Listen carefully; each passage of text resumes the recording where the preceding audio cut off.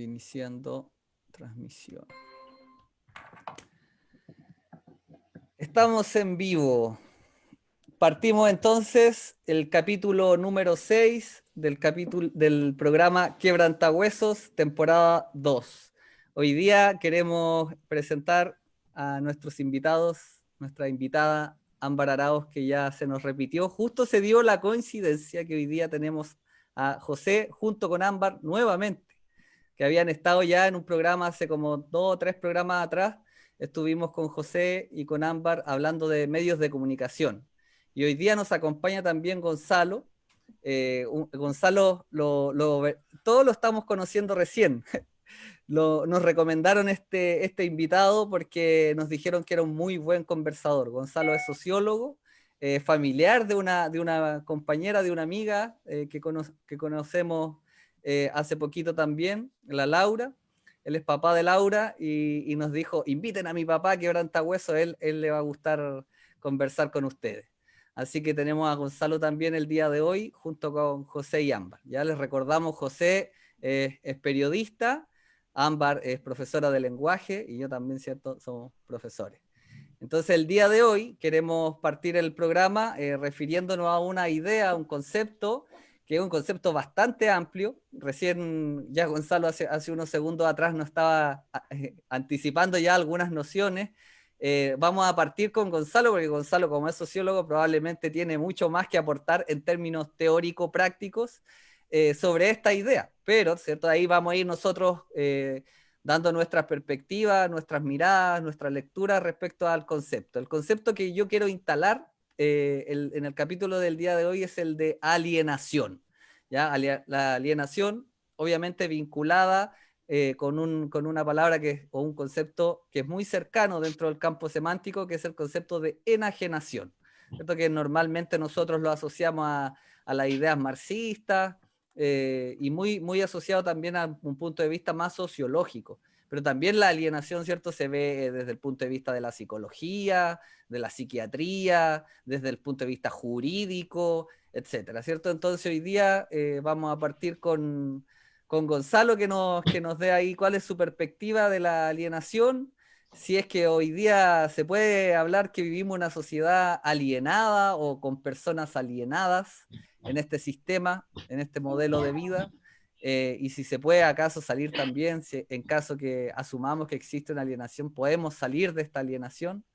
Vamos a partir entonces el día de hoy con Gonzalo. Gonzalo, le dejo la palabra. Mira, tratando de unir lo que tú decías al comienzo, el lenguaje académico con el lenguaje más práctico, yo partiría diciendo que los medios de comunicación formales, sobre todo la televisión, están permanentemente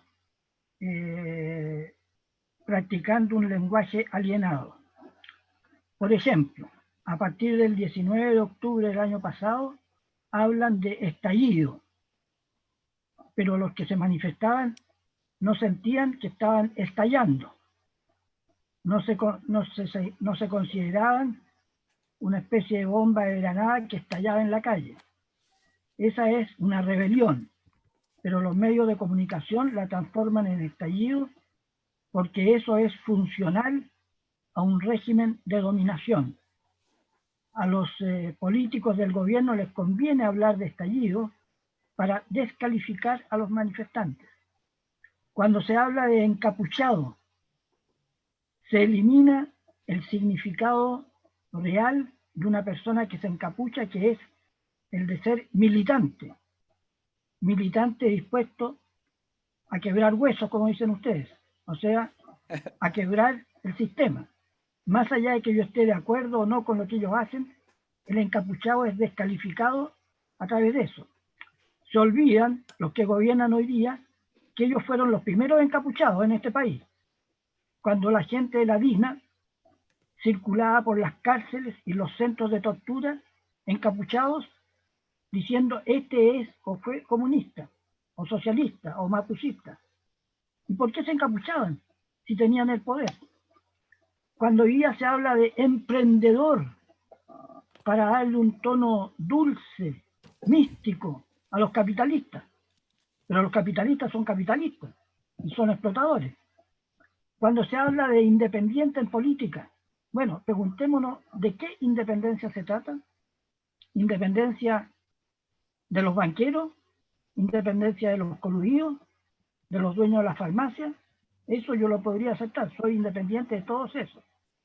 Independiente como neutral, como amorfo, no.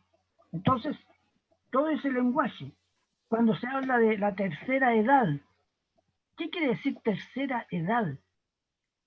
Bueno, hay una explicación. La primera edad, desde que tú naces hasta que tienes 18 años, te forman. Te forman para después entrar en el mundo del trabajo. En la segunda edad, eres trabajador, o sea, te exprimen como un limón, te sacan el jugo y cuando llega a los 60 cagas, ¿ah? Y ahí te conviertes en tercera edad, inútil, amorfo, asexuado, pasivo, etcétera, etcétera. Y todo eso hoy día lo dulcifican los medios de comunicación hablando de los abuelitos. Ahí todo ello patrocinado por la señora Morel, hablando de los abuelitos y llevándole cajitas o alimentando los té de los clubes de señoras. Entonces, todo ese lenguaje, podríamos hacer una lista larga, es un sistema de lenguaje alienado, alienante y enajenado. ¿Para qué? Para falsificar la comunicación. Hablan de medios de comunicación, pero la televisión hoy día se ha convertido en un instrumento de ideologización y de falsificación de las verdades sociales. Entonces, todo eso es alienación social y no es necesariamente aplicable a un individuo, aunque sí se puede aplicar. Es una alienación colectiva. Entonces, para referirme a un marxista poco conocido, Frantz Fanon, Los condenados de la tierra. Fanon era un psiquiatra antillés que militó en la revolución argelina. Y como ustedes seguramente saben, la guerra de independencia de Argel fue terrible. Fue de terror por lado y lado. Y Fanon decía, la violencia es fundamental para el revolucionario. No solo como un medio táctico, como un medio militar, sino que a través de la violencia, decía él, nos liberamos. Dejamos de ser individuos sometidos. Al lanzar una granada, al lanzar una bala, al eliminar a un enemigo, aparte de ganar, porque lo elimino a él, estoy ganándome a mí mismo como ser libre, capaz de luchar. Bueno, es una tesis extrema, que quizás no la compartamos, pero es una forma de expresar lo que es la práctica revolucionaria por parte de un personaje del tercer mundo que era muy crítico, incluso después que ganó la revolución argelina él se tuvo que ir porque era crítico de la nueva burocracia que se instaló allí. Bueno, es una forma de ver. Ahora, si tú ese análisis sociológico lo trasladas a la psicología de masas y a la influencia que tienen los medios de comunicación, no solamente la televisión, la escuela, el clima laboral, la familia, a las personas, te das cuenta que la gran mayoría de la masa de las personas que viven en este país está alienada. Incluso los que se creen revolucionarios sufren en cierta manera la alienación.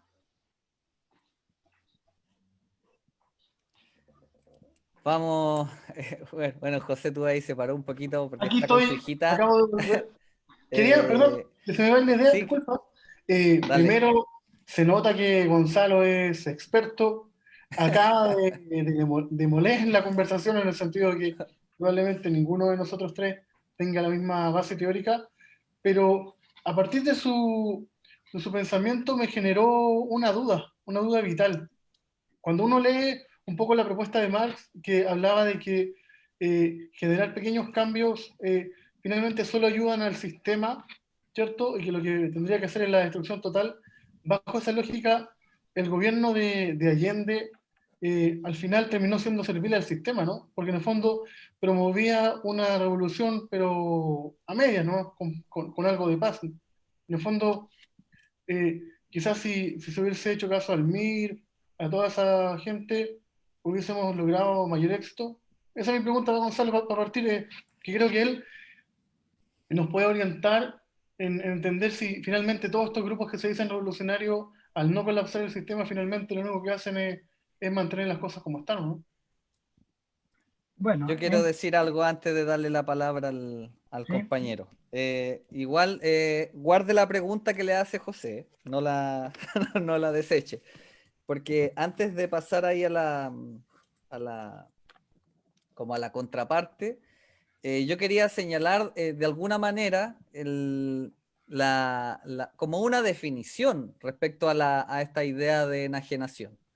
Creo que para quienes nos escuchan, es importante que tengan en cuenta que obviamente aquí vamos a hablar de varios conceptos, yo tengo anotado aquí como un cerro de ideas, pero lo importante es como partir por lo básico, creo yo, ¿cierto? Entonces, cuando hablamos nosotras de enajenación o de alienación, ¿cierto? Que son conceptos que a veces se ven como sinónimos, creo que es interesante también ver cuáles son las raíces de esos conceptos. Por ahí Gonzalo decía que, por ejemplo, Hegel fue un filósofo que se refirió a este concepto.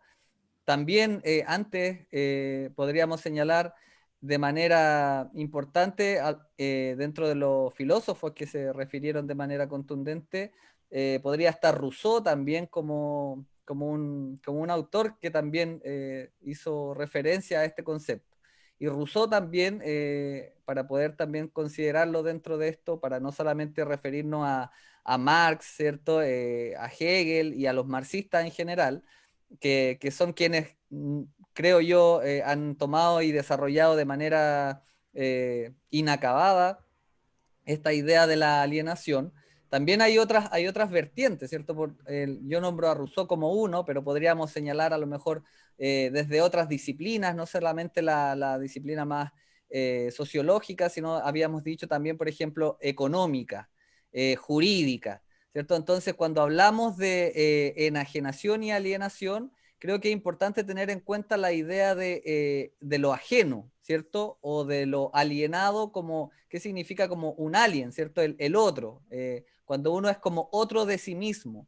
Entonces, entender como para partir que la idea de alienación es como cuando una persona o un sujeto, ¿cierto? Sea un individuo o un colectivo, está como fuera de sí, está como es como un otro que no se reconoce a sí mismo como algo, ¿cierto? Se reconoce como algo ajeno, como un otro distinto.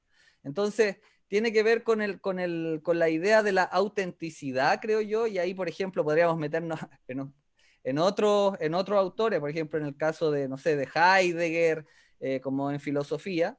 Entonces, ahí creo yo que como para partir, yo pondría el concepto como de esta idea de cómo uno es extraño a sí mismo, es como mirarse en el espejo, ¿cierto? Y no reconocerse. Creo que por ahí yo plantearía así como la idea para partir. Ámbar. Sí, bueno, a propósito, con la definición, ¿cierto?, que entregas, la verdad que se me vienen solamente al recuerdo, ¿cierto? Los libros que uno ha tenido que leer, ya que estamos hablando cada una de sus disciplinas, un poco de la metamorfosis, ¿cierto? Del proceso, de las novelas distópicas en general, también como 1984, ¿cierto? En la que justamente el individuo está controlado, ¿cierto? También ha perdido su identidad, a veces es como víctima del sistema, ¿cierto? De la burocracia del sistema, otras veces es un sujeto, ¿cierto?, que está dependiente, ¿cierto?, de sus deudas, como en el caso de Gregorio Samsa, ¿cierto?, que era un tipo que estaba amarrado, ¿cierto?, a su trabajo, ya que su familia estaba tenía grandes deudas, ¿cierto?, con su empleador. Lo mismo, ¿cierto? Bueno, algo parecido ocurre también, ¿cierto? Con otras novelas distópicas, en la que lo colectivo se apodera como del individuo, ¿cierto? Como 1984, ¿cierto? En el que todos somos uno solo, ¿verdad? Ocurre algo similar en un mundo feliz, ¿cierto? En el que el mecanismo de control es el soma, ¿cierto? Que es una droga, una pastilla que en el fondo tiene a los sujetos pasivos, ¿cierto? De alguna manera imposibilita que se puedan revelar. Entonces, creo que igual la literatura ha dado cuenta desde hace mucho rato, ¿cierto?, de cómo el individuo está alienado o enajenado o en algunos casos buscando la evasión también. Sí, qué buena igual la línea que abre la Ámbar. Gonzalo, a ver si es que puedes también dar tu perspectiva que respecto a lo que te preguntaba ahí el José, y también desarrollar un poco la idea que señala Ámbar y lo que te planteaba yo, así como una definición así como más acotada, así como, digamos, como de manual. Mira, voy a partir por lo último. La idea que más se aproxima al concepto de alienación social es la idea de la división psiquiátrica en el individuo, o sea que uno queda dividido en dos. Uno deja de ser uno por un conjunto de factores, sobre todo los que señalaba Ámbar. Ahora, a la dominación del colectivo sobre el individuo, o sea, la supresión del individuo en el cierto sentido, se opone también como alternativa la supresión del colectivo por el individualismo. Y en ese caso el individualismo también aliena al individuo. O sea, hay una antítesis entre colectividad e individuo que pone en tensión y que algunos filósofos buscan de aclarar o ilustrar a través del concepto de alienación. Ahora, en relación a la pregunta de José, yo creo que hay un error. Más nunca despreció la lucha parcial, todo lo contrario, o sea, durante su vida se forma a raíz del acuerdo de él y de otros líderes la primera gran internacional, que alientan huelgas internacionales, una serie de cosas. La lucha por las 8 horas que duró como 30, 40 años fue alentada por Marx y Engels. Ahora, Marx distinguía. Él decía que la lucha sindical no era estrictamente revolucionaria, pero que era una gran escuela para los revolucionarios, para que los obreros aprendieran a manejar toda la economía, el conjunto de la economía. Cuando se produce la Comuna de París, la Comuna fue una rebelión popular muy importante en Francia. Marx estaba en desacuerdo. ¿Por qué? Porque decía, no tenemos la fuerza suficiente para tomar el poder. Pero una vez que se produce, él la apoya, con todo lo que él podía apoyarle desde el punto de vista intelectual. Entonces él siempre estuvo por ir avanzando de lucha en lucha, hasta que llegara un momento, porque ahí él señala, claro, se necesitan ciertas condiciones objetivas, correlación de fuerzas, desarrollo de las fuerzas productivas, desarrollo político de la clase obrera, para darse la tarea de tomar el poder. Entonces eso ya es diferente. Y en el caso de Allende, yo creo que Allende comprendió muy bien la situación política de Chile en esa época, en el sentido de que no estaban las condiciones para hacer una revolución al estilo ruso o cubano de inmediato, pero lo que él planteó fue un quiebre del sistema. Él no era reformista, él era revolucionario con otro método. Y por algo él, a diferencia de muchos presidentes de América Latina, en situaciones parecidas, él no tomó un helicóptero, él se fue a la moneda a resistir. Ahora algunos dicen, ¿por qué no se fue una población? Bueno, él tenía otro criterio, en el sentido de que irse una población, igual lo iban a liquidar, iban a liquidar a mucha gente. En cambio, al centrarse en la moneda, él descalificaba históricamente a la futura dictadura. Entonces, en ese sentido, yo no estoy de acuerdo con descalificar la empresa política de Allende, más allá de que yo pueda tener críticas y yo participé en el MAPU, que es uno de los partidos críticos, y tuvimos desacuerdos importantes con Salvador Allende, pero el conjunto de la empresa era revolucionaria, y así se dijo explícitamente. No era y además con una participación de masas mucho más importante que la que tuvo Lenin en Rusia. Lenin en Rusia no tenía muchos sindicatos a su favor. No había una experiencia muy importante de la clase obrera, pero él aprovechó las condiciones que se le dieron para conquistar el poder, que es distinto, ¿no? Entonces, volviendo a la alienación, es importante, por un lado, la definición del concepto, pero al mismo tiempo ese concepto se define a partir de situaciones reales. No es una pura invención, ¿no? Cuando Marx habla de alienación, lo refiere a los trabajadores. El trabajador es productor y es enajenado del producto de su trabajo. El obrero es el productor y, sin embargo, en la cadena productiva no es él el que manda, son otros, son los capataces, ¿no? Todo el sistema de la empresa se define fuera del ámbito directo de la empresa. Entonces, no hay una participación. Eso es alienación. En el caso de la mujer, que hoy día está bastante en boga, la mujer está destinada al hogar, a la casa. Se le prohíbe el ámbito público. Eso es alienación. Claro, hoy día eso se está superando hasta por ahí nomás en Chile. Cuando se dice que la misión de la mujer es procrear y educar a los hijos, también se está definiendo el rol de un ser humano por una sola función y no por la que ella quiere. Cuando Simón de Beauvoir decía la mujer se hace, no nace, está también atacando el concepto de alienación de la mujer durante miles de años, ¿no? Y cuando las mujeres decían en Francia, mi cuerpo es mi cuerpo, yo hago lo que quiero con él, están también de una manera brusca, revolucionaria, por así decirlo, a través del aborto, planteando un cambio que las libera a ellas, las libera de la obligación de tener hijos o de tener hijos cuando ellas no lo quieren. Más allá de que el hombre pueda decir, bueno, también es mi hijo, yo tengo que decir, no, tú no decides, lo dejan al margen.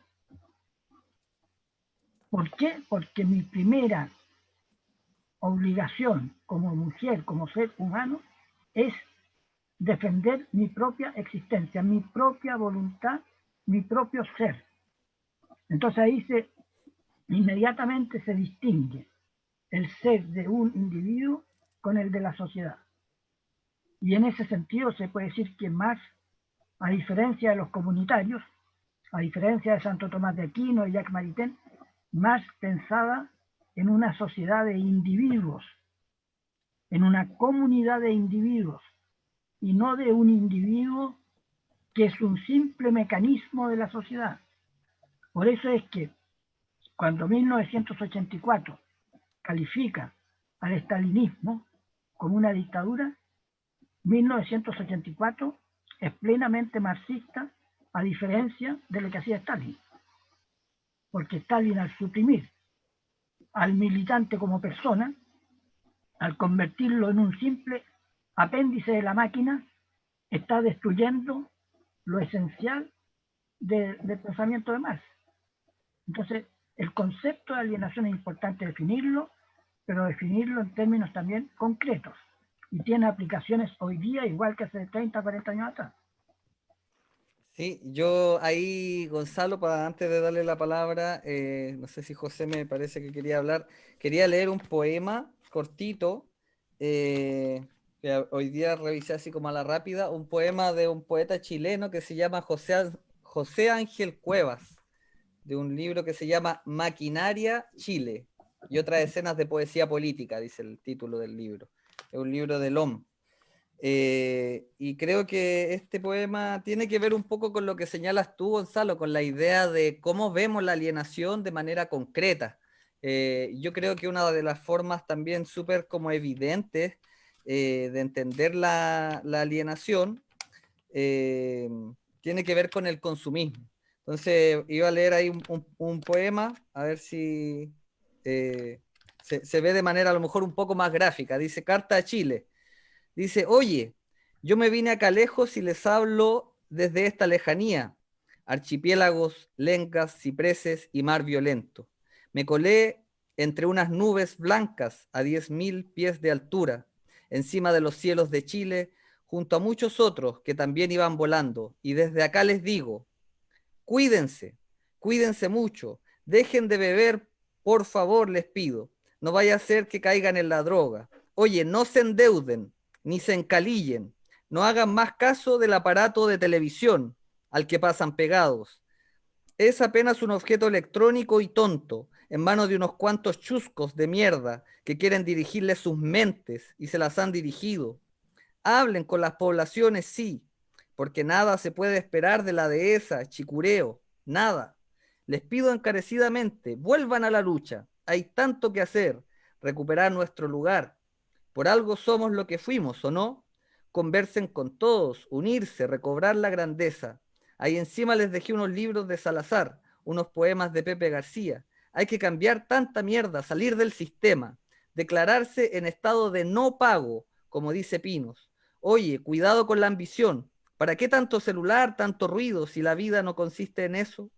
Ahora, si desean venirse para acá, los árboles, el mar, si quieren, hablo con la gente de aquí, a ver si pueden recibirlos por lo menos unos 3 o 4 millones que se vengan y hacemos un país nuevo, podría ser.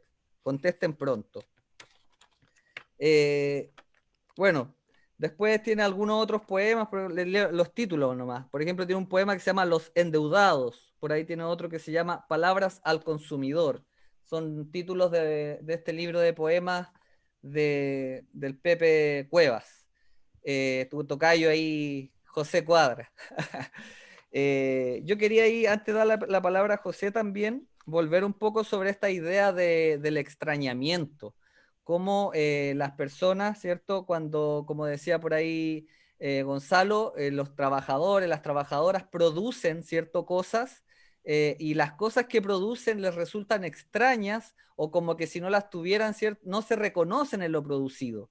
Entonces, por ejemplo, pongo el caso nosotros como profe, nos pasa mucho, ¿cierto? Que la burocracia, que por ahí también describía Ámbar, la burocracia en la que nos vemos envueltos, nos hacen también muchas veces estar haciendo mucho trabajo, mucho trabajo, mucho trabajo inútil. Es un trabajo en el que uno no se reconoce como una persona creativa, productiva, ¿cierto? Libre, ¿cierto? Se siente como esclavo de una forma de administración de la libertad que es propia también del ejercicio pedagógico.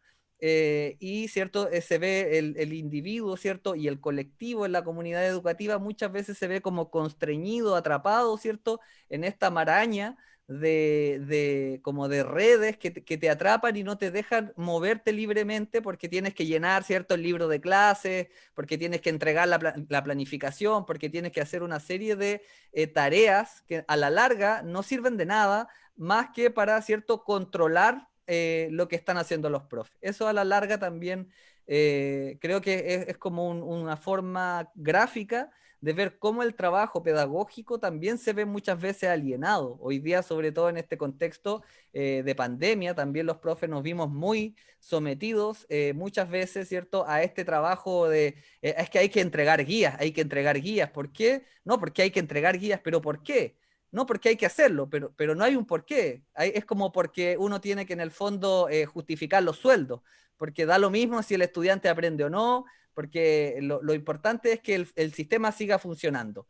Y creo que por ahí también tiene que ver esta idea de la alienación cuando uno está trabajando, ¿cierto? Y en su trabajo uno no se reconoce. Es como si lo que uno produce, como los hijos, ¿cierto? Fueran como hijos donde uno los ve y dice, este hijo no es mío, ¿por qué estoy haciendo esto en el fondo? Y uno no se siente como pleno o feliz con el trabajo, ¿cierto? Con lo que produce. Creo que esa idea también podría ponerla yo como ejemplo, así como más concreto, como entiendo yo también esta idea del extrañamiento del trabajo, ¿cierto? Cómo uno lo que produce y uno mismo se siente extraño, ¿cierto? Y lo que produce también le resulta extraño, como que no hay una identificación en lo producido, no hay como una plenitud o como una sensación como placentera de que lo que produzco es algo que en el fondo genera un bienestar social o un bien social, sino que es como un trabajo inútil en el fondo. Creo que por ahí también tiraría yo la línea. José, si querías ahí también Yo, mira, pensando en referirte a eso, algo. me viene a la mente este libro de Mario Benedetti y La Tregua. Este tipo que trabaja 40 años de su vida en una empresa y después se da cuenta que en el fondo la vida no era trabajar. Y yo creo que el problema que hay es que tú te sabes algo alienado, feliz, en cuanto fuiste triste, en cuanto fuiste libre. Entonces, yo no sé si toda la gente tiene claridad de que es alienada. Por ejemplo, si te fijas, mucha gente va a trabajar y dice, no me meto en el sindicato, no me meto en cosas, porque en el fondo el gran legado nefasto que nos dejó la dictadura fue la muerte de la idea de sociedad como grupo, de que juntos somos más fuertes. Aquí siempre el del lado es tu enemigo. Y yo creo que el gran problema que hay es que todos estos conceptos, por desconocimiento, los hemos ido caricaturizando sin querer. Por ejemplo, cuando uno piensa en alineación, a mucha gente le viene de inmediato la idea del The Wall de Pink Floyd, ¿cierto? El chancho, los niños cantando, pero de verdad, yo no sé si mucha gente se ha puesto a detener cuál es la idea que había detrás. ¿Cachai? Yo creo que ese es un problema, que ocupamos muchos conceptos de forma indistinta y de repente no tenemos claridad. Mira, un concepto súper claro, por ejemplo, si te fijas, siempre cuando el mundo político habla de algún altercado, siempre utiliza conceptos derivados de la discapacidad. Por ejemplo, dice, no nos pudimos poner de acuerdo, esto fue un lenguaje de sordo. Y la gente que sabe lengua de señas habla lo más bien. O, no sabe qué está haciendo, está dando palos de ciego. Te invito a caminar por Pedro Montt con bastón, a ver si es tan impreciso como te lo hacen ver. Entonces yo creo que la alienación viene desde allí y viene desde el no cuestionamiento. Por ejemplo, hace poco fuimos testigos de cómo la hija de Salvador Allende, estaba ocupando esta ley del mono para no pagar impuestos. El hijo de Tucapel Jiménez, que entregó, Tucapel Jiménez, que dio su vida por la idea de la lucha sindical, ahí está pululando en el Parlamento y nadie dice nada. Y si se fijan, las únicas personas que defendieron esa idea son las hijas de Víctor Jara, que ninguna se metió en ningún partido, estaban en un ministerio tranquilamente y se quedaron viviendo su vida feliz. Y ese problema es que existe mucha ignorancia que tenemos detrás nuestro sobre la idea de la alienación. Y otro libro de Orwell que explica magistralmente esto es Rebelión en la Granja, ¿no? Esta historia donde los chanchos se toman el poder y al final se nos dice que todos los animales son iguales, solo que hay unos animales más iguales que otros. Y ese es el problema, que a lo largo de los años que van pasando, van llegando nuevos personajes como estos entes de Revolución Democrática, de todo ese lote, que en el fondo matan la idea inicial y te hacen cuestionar lo que se hizo bien atrás. Porque ahora, en el fondo, ahora todos estamos diciendo, chuta, fue mal el acuerdo de octubre pasado, pero si siempre fue malo, siempre se supo que fue malo. Pero una vez más se quiso descomprimir a la gente para que no perdieran su silla en el Parlamento. Ámbar está pidiendo la palabra.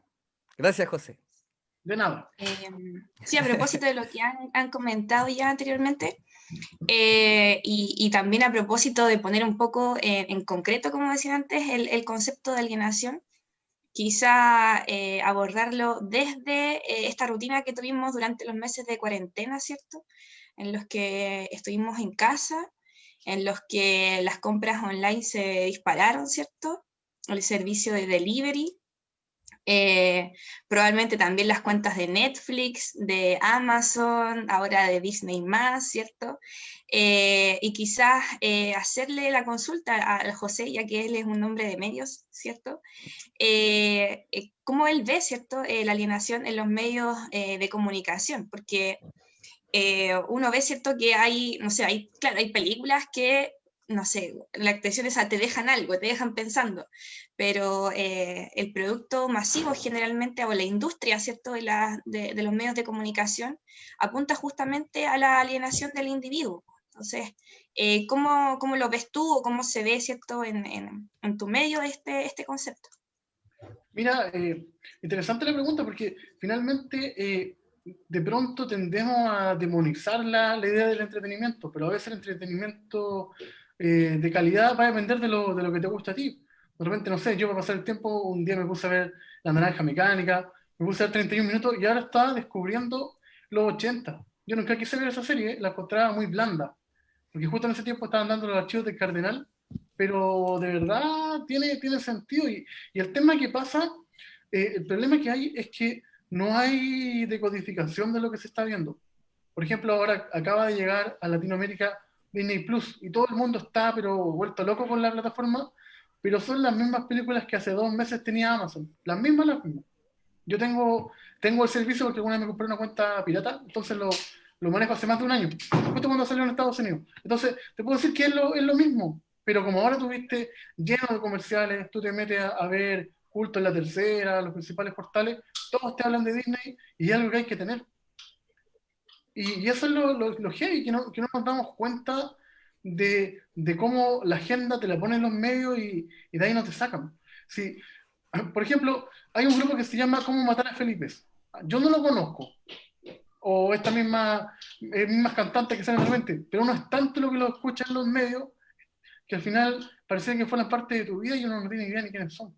Y ese es el gran problema que hay, que la agenda está tan... No hay un contrapeso porque todos estos portales alternativos lo único que hacen es un simulacro. ¿Sí? Al final nos llegan a los que nos llegan siempre, ¿no? El tema es que nada llega a la dueña de casa, nada llega al minero, nada llega al obrero. No ha vuelto a salir ningún trabajo como la población de Víctor Jara que iba recopilando el quehacer de la calle, el quehacer popular. Hoy día todo es para los grupos que son. O por ejemplo, ya nosotros, pero vamos a leer medios alternativos, pero ahí solo estamos en la universidad. ¿Qué pasa con la gente que está en la calle? ¿Qué pasa con esa persona que está en Valpo vendiendo, arriesgando su vida por vender 100 pesos en una micro? Y parecía que fuera una realidad dada, parecía que fue lo que le tocó. Es como los británicos cuando celebran la nueva reina, el nuevo príncipe. Viejo, es gente igual que tú y como yo que algún día se tomó el poder, ¿no? Eso pienso yo de la alienación, que necesitamos generar una nueva agenda y no ver a la televisión como algo que nos legitima. Si aparece en la tele, le creemos. Si no aparece en la tele, no existe. Yo quería, José, darle la palabra ahí al Gonzalo, pero también tirarle un poco una idea, si es que a lo mejor también nos puede dar su punto de vista respecto a esta idea de la subjetividad. Creo que esta idea de la individualidad que también planteaba Gonzalo por ahí decía, la alienación puede ser vista de manera individual, ¿cierto? Yo y mi alienación o mi enajenación personal, ¿cierto? O por otra parte, ¿cierto? La alienación o enajenación como un punto de vista más colectivo, o sea, una cuestión sistémica, donde el sistema en su conjunto, ¿cierto? Es alienante, y no solamente que hay algunos o algunas personas que están alienadas, sino que es la sociedad como una totalidad, la que tiende, ¿cierto?, hacia esa alienación. Entonces, yo quería como poner ahí esa duda, ¿cierto? ¿Cómo podemos distinguir en el caso que sea como esta totalidad, si es que se puede salir? ¿Qué se requiere para salir? ¿Transformar la sociedad, cambiar las relaciones sociales de manera revolucionaria? ¿Cierto? Y yo quería poner como último elemento esta idea como de que hoy día es súper común que el sentimiento como de angustia, de ansiedad que muchas personas sienten cuando van generando como algún grado de conciencia frente a esta alienación social o alienación individual, también son medicadas, ¿cierto? Y este sentirse extraño, ¿cierto? Sentirse como que no encajo en el sistema, van al psiquiatra, el psiquiatra le dice, no, mire, sabe que este es un problema suyo, no es un problema de la sociedad, tome este antidepresivo y va a andar tiki-taka, le voy a dar una licencia de unas 2 semanas y después usted vuelve y trabaja normal. Entonces también tenemos esa idea de cómo el sistema se administra para que la alienación tampoco genere muchos problemas. O sea, gente que se siente alienada, se siente como extraña, ansiosa, que no, como que no se siente feliz en esta forma de vida. Como que decía la Ámbar también, ¿cierto? Como ese soma que se da hoy día a las personas para que se sientan tranquilas. El soma podría ser Netflix, el soma podría ser el alcohol, el soma podría ser, ¿cierto? Cualquier opio, cualquier tipo de calmante, ¿cierto? Que en el fondo limite esta forma de querer rebelarse, de querer cambiar el contexto y para poder sentirse mejor. Porque en el fondo, cuando al principio Gonzalo habla del estallido y esta rebelión social, esta revuelta, ¿cierto? Eh, Tiene que ver, yo creo, también con de que Chile ¿despertó de qué? De esta alienación también, creo yo. O sea, es como, la alienación es como una forma de conciencia donde uno está como medio dormido, medio atontado, ¿cierto? Y de repente, ¡pah! Ya no aguanto más, ¿cierto? Y es como una rebelión frente a esta ya situación de alienación. ¿Cómo lo ves tú ahí, Gonzalo? Bueno, desde el siglo XIX hay una gran discusión en la ciencia y la filosofía acerca de cómo descubrir la realidad, de cómo pensarla, comprenderla. Ahora, una de las pocas cosas que nosotros podemos tratar de ver directamente es nuestra propia subjetividad. La piedra no se ve a sí misma, el león tampoco se ve a sí mismo, no tiene suficiente conciencia. El hombre no puede ver de una manera absolutamente directa las estrellas, los planetas, sus movimientos, etc. Lo ve a través de instrumentos o del cálculo matemático.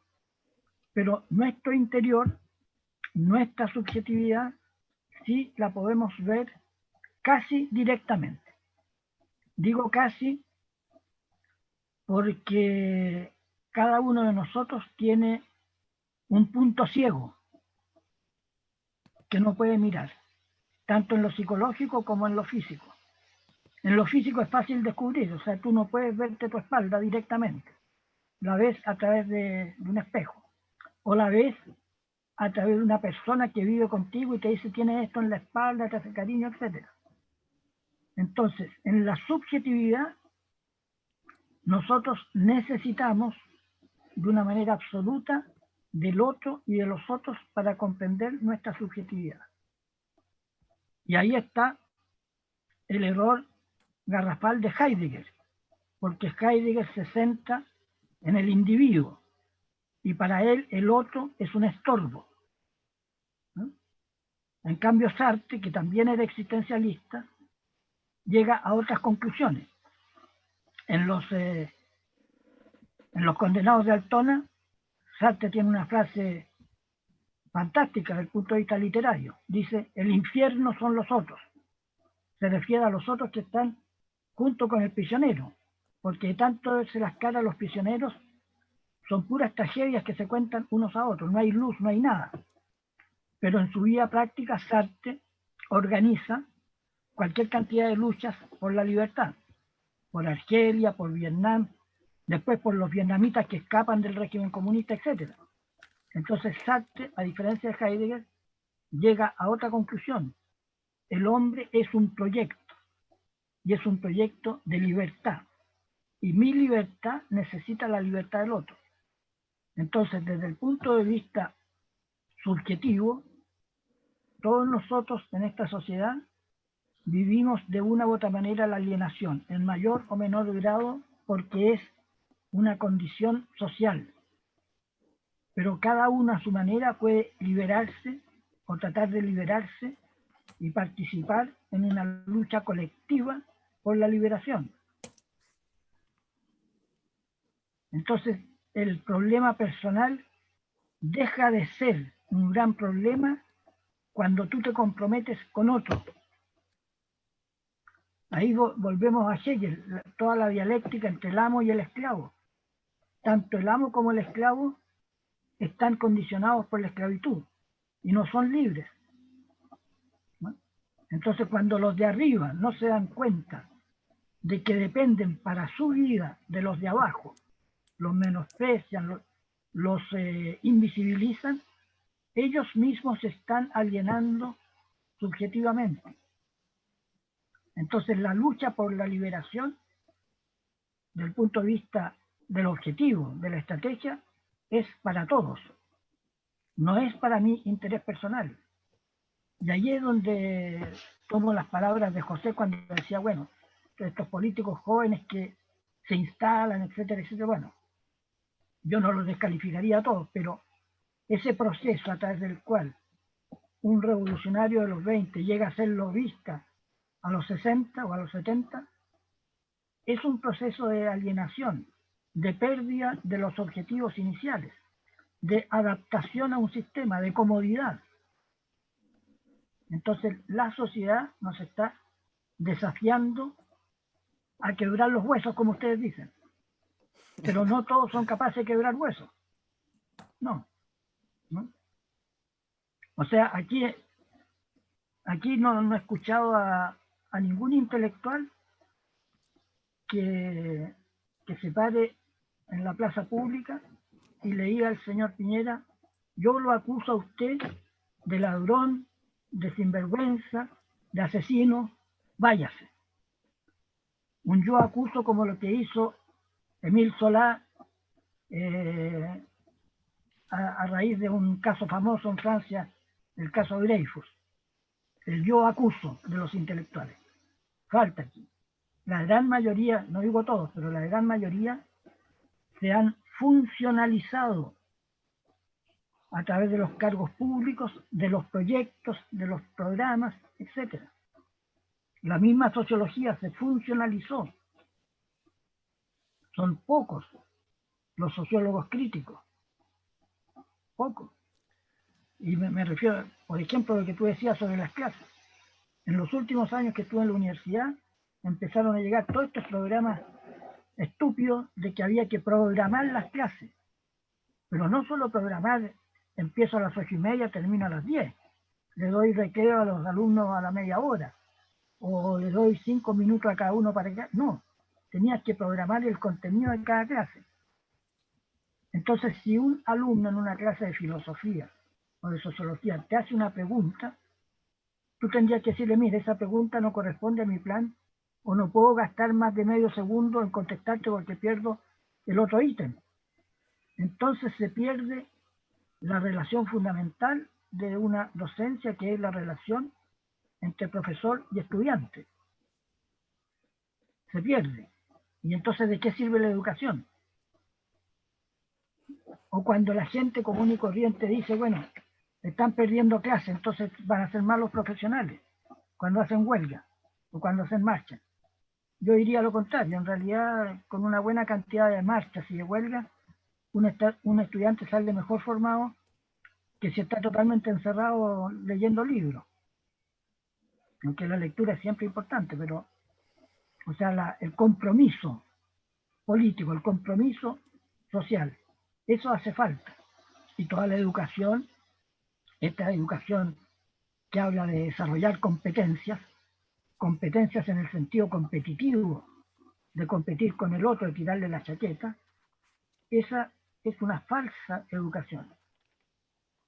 No ayuda a pensar por sí mismo, a reflexionar, a experimentar. Toda la ciencia física, biológica, química, se basa en poner en tensión una idea con un experimento, con una observación. Y si la gente no aprende a observar y a desarrollar ideas por sí mismo, no hay ciencia. Y en la ciencia social es más complejo todavía, porque no tenemos laboratorio. Hay otras formas. Entonces la subjetividad en la sociedad moderna está, por así decirlo, congelada. No 100%, sí, a mí me no de forma absoluta, porque hay Gonzalo, contradicciones hechas, ¿no? No sé si Ámbar quiere plantear alguna otra perspectiva. Yo, para también darle la palabra a Ámbar y a José, me parece interesante igual lo que señala ahí el Gonzalo. Yo quería agregar también a lo que dice Gonzalo, esta idea de la libertad que también decías tú, Gonzalo, al comienzo, porque creo que la libertad y la conciencia, porque creo que son palabras que son conceptos que se van modificando históricamente. Y creo que hoy día, por ejemplo, conceptos como el concepto de libertad ha sido como apropiado de alguna manera. Como decías tú, por ejemplo, hay una especie de lenguaje que también se va enajenando. Entonces, en el sentido de las personas como que el concepto de libertad lo empiezan a ocupar dentro de cierto tipo de contextos donde ya no tiene el significado que tenía hace 20 años, ¿cierto? Hoy día, por ejemplo, cuando hablamos de libertad, normalmente se refiere, por ejemplo, a la libertad de expresión, que es uno de los usos más comunes, pero también, por ejemplo, en educación se habla de la libertad de enseñanza. Y la libertad de enseñanza no es la libertad de cátedra, es la libertad, por ejemplo, de mercado, ¿cierto? De poder abrir escuelas y poder tener un sistema particular subvencionado, etcétera. Entonces, Pero, quería yo ahí perdona señalar, que te interrumpa. dale, Históricamente la libertad de enseñanza la inventaron los curas, la iglesia, que fue en relación a la enseñanza una institución dogmática dictatorial, o sea que no admitía ninguna libertad para sus alumnos y profesores. Incluso hoy día, no en todas, pero en algunas universidades católicas, no hay plena libertad de docencia y de aprendizaje. Pero ellos hablan de libertad de enseñanza. En cambio, la Universidad de Chile, fruto del laicismo, de los radicales, los liberales y la masonería, fue un símbolo, y sigue siéndolo, de la libertad de enseñanza, de la verdadera, o sea, de la reflexión crítica, del pensamiento libre, del intercambio, del pluralismo ideológico. claro, ahí yo lo planteaba, por ejemplo, para darle un poco la palabra a la Ámbar, por ejemplo, esta idea de la libertad, cuando decimos eso de no, cómo se comprende socialmente la libertad, y a veces esta idea de la libertad es súper como entendida desde el liberalismo y desde el neoliberalismo sobre todo, y hemos visto, por ejemplo, que en algunos lugares se entiende, por ejemplo, grupos de ultraderecha se autodenominan a sí mismos libertarios, igual como los de la ultraizquierda. Entonces es muy raro esa situación que hoy día, por ejemplo, se planteen, por ejemplo, este famoso bus del bus naranjo, ¿se acuerda que no, que salía que todo niño tiene derecho a un papá y una mamá o a ser hombre y mujer, etcétera? El bus de la libertad le llamaban las personas que... Entonces, creo yo que ahí, por ejemplo, el concepto de libertad también tiene que ver con esta idea de la libertad enajenada, pues, una libertad donde en el fondo no tiene una forma de desplegarse más allá de los límites del mercado, más allá de esta cierta como individualismo, que el único espacio de libertad real es como la libertad de lucro. Sin embargo, todas las otras libertades, cierta libertad de orientaciones sexuales, libertad de elegir el género, cualquier tipo de forma de libertad que no sea la libertad de lucrar, ¿cierto? Está absolutamente dominada, ¿cierto? Por el mercado. Ámbar, no sé si ahí querí también Sí, o sea, complementar esa siguiendo la idea. misma línea, la verdad, no sé si hablar de libertad, a mí no me gusta mucho la libertad, creo que absoluta, así como que no existe, pero de libre albedrío quizás, o de libre elección.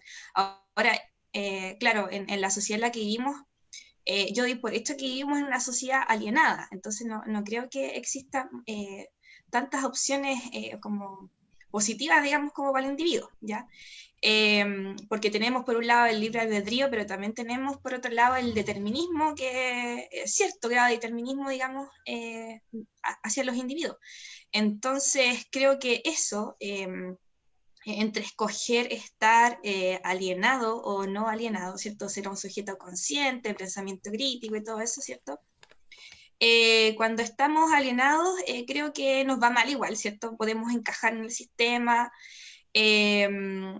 o al menos somos normales, ¿cierto? O no sé, pues nos adecuamos bien a la sociedad, ¿cierto?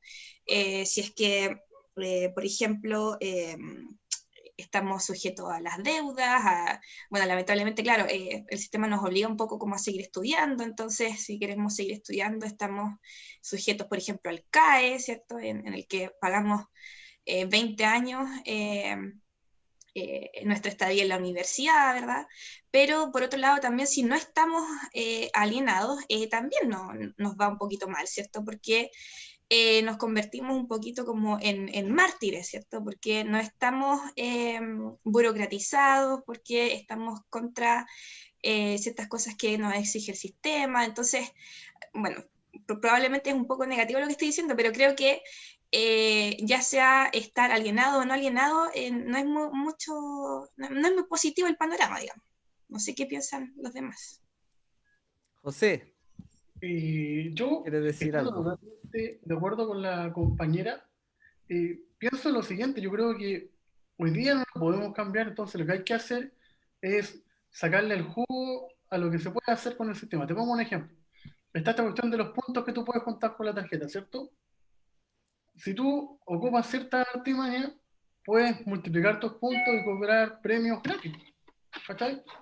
O lo mismo con los viajes y todas esas cosas. Si en el fondo ya esto no lo cambiaste, hazlo llevadero. Porque finalmente el gran problema que hay es que cuando hablamos de estos temas somos muy apocalípticos y da pena, ¿cachai? Te sentís triste. Y en el fondo quizás falta enfrentar las cosas con mayor alegría. Y el gran culpable para mí de todo esto, al menos en Chile en los últimos 30 años o 25 años, es Joaquín Lavín. Cuando aparece la figura Joaquín Lavín, cambia totalmente el uso del lenguaje técnico en la política y empezamos a escuchar conceptos como los problemas reales de la gente, no la política, la igualdad, y este compadre es lo peor que no puede haber pasado. Porque por último, antiguamente, tú sabías a lo que iba a ir a la derecha, tú sabías cuando estaba Alessandri en el gobierno qué es lo que iba a encontrar. Pero hoy día tú no sabes lo que te vas a encontrar. Tienes gente que se las da de libertario como Sandón, que igual tiene calidad de negocios turbios, y así para abajo. Y lo peor, y lo peor es que la gente cree que el éxito del de al lado te puede llegar a ti. Por eso la gente eligió Piñera, por eso la gente eligió a Bolsonaro, por eso la gente eligió a Trump. Entonces, está súper difícil el panorama y yo creo que lo único que queda es empezar a generar mensajes más alegres que hagan sentido a los niños. Yo creo que el futuro no es ni de nosotros. Nosotros lo único que tenemos que hacer es preparar un camino para que los que vengan puedan cambiar esta realidad. Pero también si quieren, porque finalmente todos decimos, oye, no queremos la tarjeta, pero y es el caso de uno, po, que esa de al lado se la quiere, ¿o no? De repente pensamos mucho en lo que cree el otro y quizás el otro le acomoda vivir así, ¿o no? Gonzalo, yo no estoy de acuerdo con lo que está señalando el José, ¿eh? No, a mí no me parece tan triste, o Pero sea, Leandro, no hay gente que sí, pero dale, dale. Démosle hay la gente, palabra al Gonzalo y después ya, vale, seguimos. se armó el debate. Gonzalo. Mire, eh, aunque quizás sea un poco sarcástico, yo les puedo contar que durante la época de la Unidad Popular nunca vivimos tan intensamente la política y al mismo tiempo teníamos cualquier cantidad de carrete, pero mucho, mucho carrete. Vivíamos intensamente. Entonces, la dictadura, por supuesto, cambió el ambiente. Pero hoy día yo creo que sin ser apocalíptico hay que comprometerse, luchar. El solo hecho de proponerse algo, de luchar por algo, te hace ser más sujeto, te hace ser más persona. Y si es necesario enfrentarse con otro, sea en una discusión, sea en un enfrentamiento, incluso físico, bueno, hay que hacerlo. Yo no creo en ningún apocalipsis porque no soy cristiano, el apocalipsis es en la Biblia, pero la Biblia la escribieron hace como 4000 años unas personas que tenían muy poca base científica para hablar de apocalipsis. Hoy día con Hawking y con todos los grandes teóricos sabemos que no es claro que el universo tenga un fin, un límite. Y si el universo es ilimitado, ¿por qué nos vamos a cerrar la vista nosotros y cerrarnos a seguir avanzando? Y avanzando, o sea, hay que, como decíamos también en el año 68, hay que exigir lo imposible. Eso es ser realista. Y si para eso hay que dejarla cagar, hay que dejarla. Fíjense ustedes que el despertar del año pasado, ¿cómo comenzó? Cuando un grupo de estudiantes del liceo del Instituto Nacional se saltó los torniquetes y despertó a toda la población a partir de la represión que ellos sufrieron. Entonces, ¿es posible? Sí. ¿Se puede avanzar? Sí. Ahora, no se va a conquistar todo de un día para otro, claro que no. Pero hoy día, a tal punto fue fuerte el despertar social que todos los cuadros políticos del Parlamento se vieron obligados, salvo 3 o 4 excepciones, a elaborar una ley para el plebiscito, que a muchos de nosotros no nos gustó, porque fue una cocina política, le tendieron una mano a Piñera. Había sido mucho mejor echar abajo a Piñera. Bueno, pero se votó el plebiscito y el resultado fue súper bueno, o sea, un 80% de la gente aprobó la idea de cambiar, de tener otra constitución. Y fíjense que se da una gráfica, una foto fantástica. Solo 3 comunas de Chile, Las Condes, Vitacura y Banechea, solo en 3 comunas ganó el rechazo. O sea, todo el resto del país está en contra de esta constitución. Eso es un gran avance, más allá del aprovechamiento de un político, de otro, del Frente Amplio, de los socialistas, da lo mismo. Lo que importa es el avance producido por la rebelión popular. Y cuando haya una convención constituyente, no van a poder actuar solos. Va a seguir el movimiento social presionando por tener la mejor constitución posible. Entonces, eso a mí me da una gran alegría, aunque yo no pueda participar demasiado directamente. Pero me parece súper interesante. Y lo que está pasando con los niños hoy día. Los niños están cada vez más empoderados. Y eso ustedes, los que son profesores, lo pueden ver. Niños de 8, 9, 10 años que hoy día comienzan a discutir lo que pasa en la política, lo que ven en la televisión, no se tragan todos los cuentos. O sea, eso es un gran avance. Y en eso los profesores tienen una gran responsabilidad para tratar de despertar la mente crítica de los niños para que se sigan haciendo preguntas. Y fíjense ustedes, la mayoría, los que tienen hijos lo sabrán, o hermanos pequeños, los niños hasta los 9, 10 años hacen preguntas. Ya a los 19 ya no hacen preguntas. El sistema los embotó, claudicaron. Entonces, de lo que se trata es de siempre seguir haciéndose preguntas. Esas preguntas tan simples. ¿Por qué hay un tipo que es dueño de un banco, millones y millones de dólares? ¿Por qué hay un tipo que es dueño de una compañía de aviones? ¿De dónde salió? Como decía un escritor, detrás de un gran banco, de una gran fortuna, hay siempre un crimen. ¿Por qué? ¿Por qué no se puede cambiar eso? Yo quería ahí agregar, Gonzalo. Oye, lo que pasó recién hace 2 días acá, esos gitanos que viven al lado de una carretera y que para tener agua tienen que cruzar la carretera y mueren 3 personas. Entonces, no es cuestión de responsabilizar a esos gitanos que no fueron responsables por atravesar la calle o al pobre imbécil que los chocó. Hay un sistema también. Entonces, eso lo podemos cambiar. Hoy día se pueden cambiar muchísimas cosas con la ciencia actual, con la tecnología, con la experiencia. Quería señalar esa idea que también plantea Gonzalo, quería reforzarla de alguna manera, esta esta idea de lo posible, ¿no? Que yo creo, y creo que es como la hipótesis, es que todas las caracterizaciones que uno puede hacer de este concepto, ¿cierto? Del que hemos estado hablando durante el día de hoy, el concepto de alienación, ¿cierto? Enajenación, que muchas veces se va asociando a otros conceptos, ¿cierto? Como yo lo planteaba como el de extrañamiento, ¿cierto? El de la cosificación, la fetichización. Marx hablaba también de la reificación. Eh, yo quería ahí tratar de pensar esto, ¿cierto? Como algo reversible, ¿cierto? Como algo de lo que podemos salir. Y esa es como una hipótesis, y creo que tiene que ver con lo que señalaba ahí el José, si es que las personas quieren realmente salir de esta situación, porque en el fondo es una situación, un contexto histórico-social. Entonces yo pensaba también en lo que plantea el Gonzalo ahí, del rol, por ejemplo, que tienen los profes, las profes.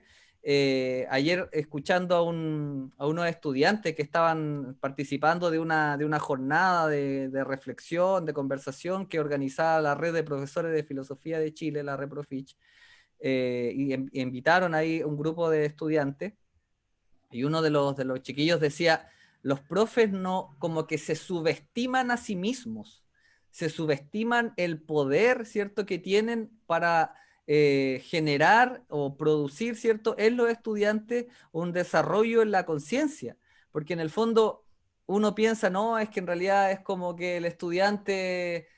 uno como que el estudiante tiene como casi una autonomía, así es como es el discurso, que el estudiante tiene como una autonomía y el profe casi no tiene discurso propio, ¿cierto? No tiene forma de plantear ideas, ¿no? De análisis, no, el estudiante tiene que hacerlo todo solo el estudiante, como que está como en una especie de abandono, uno le pasa la guía y ahí arréglatelas como podáis. Y el profesor dejó de enseñar, dejó de analizar en clase, dejó de hacer un trabajo que era como por definición, ¿cierto? La pega del profe era enseñar. Hoy día es como el aprendizaje del estudiante, ahí tiene usted, ahí tiene la guía, ahí tiene, arréglasela, ahí está la dirección de internet, chao. Entonces creo yo, por lo menos mi mirada, es que esta idea de la conciencia de clase que antiguamente se hablaba, ¿cierto? La conciencia de ser un trabajador, una trabajadora, pertenecer a una clase social, como una forma también de combatir esta alienación, no eliminarla por completo, porque para eso tendríamos que hacer probablemente un proceso revolucionario de largo aliento, que no va a durar ni una década quizá, va a durar mucho más tiempo. 50 años, 100 años, vamos a saber cuánto duraría, ¿cierto? Un proceso así, pero en el fondo tener la claridad, ¿cierto? La convicción y la certeza del poder que tienen hoy día los profesores. No son lo único, no somos lo único. Obviamente que hay un montón de otros agentes, ¿cierto? Sociales que pueden también ir influyendo en los distintos espacios del desarrollo social, pero creo yo que hoy día esta idea del movimiento social, también de la mano de un movimiento pedagógico crítico, hoy día no existe. O sea, existen como ciertas semillas, en algunos casos, cierto movimiento incipiente, pero a la hora que creo yo que el movimiento pedagógico se enciende, ¿cierto? Como se encendió la sociedad también, genera un motor de transformación súper potente. Sabemos, ¿cierto?, que en las grandes dictaduras, uno de los principales enemigos, ¿cierto?, son los profes. Porque los profes también, ¿cierto? Es desde el ejercicio de la docencia, ¿cierto? Donde se empiezan también a generar todos estos focos, ¿cierto? De ir sembrando la conciencia crítica, ¿cierto? Y en el fondo eso para un sistema como el nuestro es como algo muy nefasto, ¿cierto? Entonces hay que perseguir a esos profes, hay que controlarlo, hay que administrarlo, nos sirven, ¿cierto? Hay que evaluarlo, mira, se está saliendo de la línea, saquémoslo del sistema.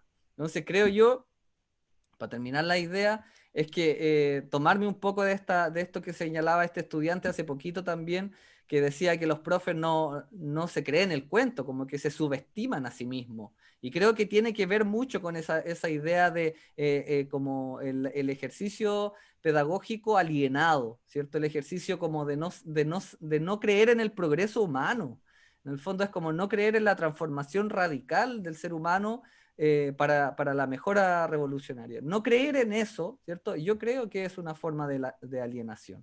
Eso es lo que quería, un poco para responderle al José que está ahí diciendo que de repente la gente como que le gusta estar así. Yo no sé, yo creo que lo que pasó el año pasado nos demuestra que la gente no le gusta estar así ¿Sabes alienada. por qué? Bueno, perdón, para contradecirte un poco. Porque lamentablemente todos esos cambios siempre vienen cuando te tocan el bolsillo, pero nunca vienen por otra Es cosa. parte, es parte, es No, parte pero de. mira, te voy a poner un ejemplo. Mi abuela, en su minuto, ella fue comendadora en el gobierno de Allende, en la ciudad de Puerto Aysén, en el sur. Y siempre me acuerdo, ella me decía, el 10 de septiembre toda la gente manifestaba a favor de Allende. El 12 de septiembre esa misma gente estaba aplaudiendo a la Junta Militar porque le acababan de dar un regalito. Yo no digo que esté, yo no culpo al que tiene que comer porque hay que hacerlo, pero también de repente somos muy blandos y no tenemos crítica con la sociedad que tenemos. ¿Cachai?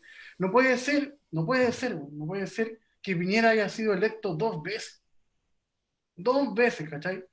Porque es re fácil, viene el Festival de Viña, los humoristas, que se vaya Piñera y todos pifean. Ya, ¿y dónde están esos? ¿Por qué no fueron a votar? O ya, tú me vas a decir, no van a votar porque no legitiman el sistema. ¿Pero qué están haciendo? Te aseguro que muchos de esos no están haciendo nada. Sí, ¿Cachai? no Porque sé si quieren falta agregar gente también ahí para seguir al José, que ya nos queda poquito tiempo para ir de cerrando también. Igual el Mira, José, yo siempre lo he considerado que es bien pragmático. O sea, José, yo creo que duda hasta del progreso de la humanidad como conjunto. Pero bueno, ahí soy no, un no pesimista podemos estar de optimista. acuerdo en todo. Un pesimista optimista, dice. No sé si Ámbar y Gonzalo quieren ir dando las últimas palabras porque son mire, a las 8:30 hay una velatón en la Plaza Victoria por la profesora que fue brutalmente golpeada y murió el día de ayer, ¿ya? Entonces se va a hacer una velatón a las 8:30. Entonces yo tengo que partir como en 5 minutos más para allá, así que por eso le voy a empezar a pedir que vamos cerrando. Ámbar y Gonzalo, Yo las terminé últimas así, palabras, yo ya para terminé. que le, Ya. o José, no sé. No, no, bueno, la verdad es que creo que fui apocalíptica sin Sin querer, querer. pero creo que está dentro de mí, ¿ya? Porque igual yo creo en la Biblia, así es que tomo ahí las palabras un poco de Gonzalo, ¿cierto?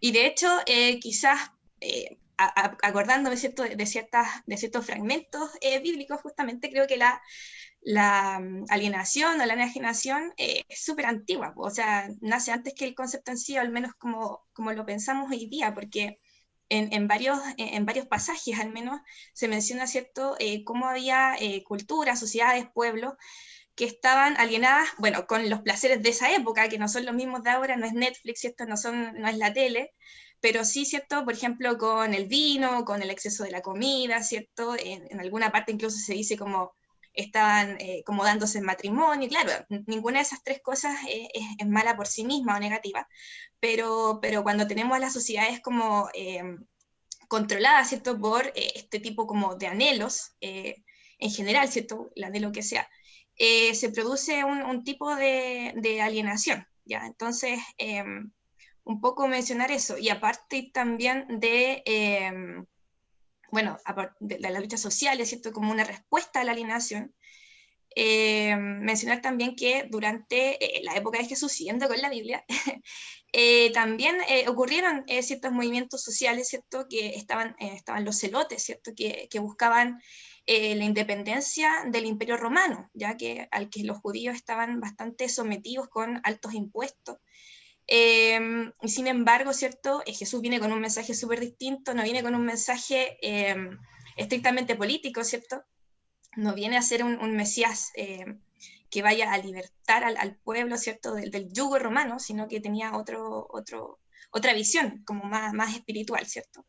Eso es la verdad como para cerrar. Yo no había mencionado la Biblia antes porque estábamos hablando acerca de conceptos de otro tipo, pero como un poco respondiendo a lo que ha dicho Gonzalo. pero mira, siguiendo con eso, si tú lees bien la Biblia, vas a encontrar que hay por lo menos 3 o 4 relaciones del hombre con Dios y que va cambiando. La Biblia es una historia el Deuteronomio es un libro que fue escrito, no se sabe exactamente por quiénes, pero lo más probable es que el rey o un grupo de príncipes hayan encargado ese libro para actualizar la teología. El mismo Jesús plantea una visión diferente.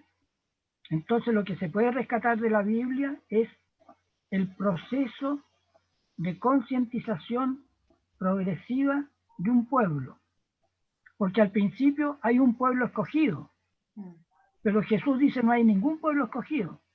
Toda la humanidad es escogida. Entonces hay un progreso, pero hay los detalles del Génesis, los detalles de la vida de Salomón, que tuvo como 500 mujeres. Hoy día nadie aceptaría eso, ni siquiera las mujeres. Estaba Bueno, enajenado. Estaba no enajenado. sé yo si estaba enajenado o no, no sé, porque yo no le hice la psiquiatría, no lo psicoanalicé. Bueno, entonces también hay un concepto de alienación entre los cristianos. Yo no toqué eso, pero hay. Bueno, Hegel era cristiano. Ahora, en relación a lo que decías tú sobre los profesores, la relación entre profesor y estudiante es un diálogo. Si tú quieres que el alumno tenga iniciativa, tú no puedes ser pasivo. Tú no puedes enseñar la acción si tú no actúas. Y la acción de enseñar pasa por aprender. Tú tienes que ser, como profesor, un estudiante permanente. Porque de lo contrario, no comunicas nada. Ahora, al comunicar, no tienes por qué imponer un dogma. Tienes que respetar el desarrollo propio de los estudiantes, de tal manera que ellos, por su cuenta, aprecien si lo que tú les dices lo consideran verdadero o no. Pero es fundamental ese compromiso. Y además el ejemplo. Yo vi en la universidad muchas veces profesores que eran muy libertarios y muy izquierdistas en la teoría, pero cuando llegaba el momento de la huelga de los estudiantes, del paro, de la toma y de la marcha, ahí echaban el poto a las moras. Ahí se ponían autoritarios. Ahí hablaban del orden, de cuidar la institución, etc.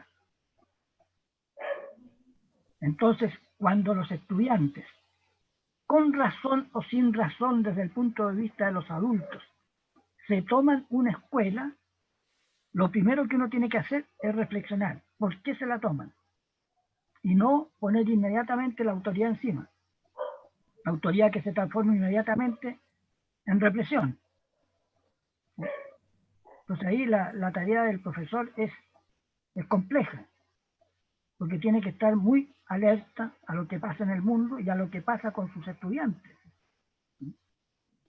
Entonces, ¿cómo va a ser posible en una sociedad, entre comillas, desarrollada, que sean los estudiantes que se toman una escuela porque los baños se llueven, porque no hay suficiente espacio, porque hay suciedad, porque las ventanas están rotas, etcétera?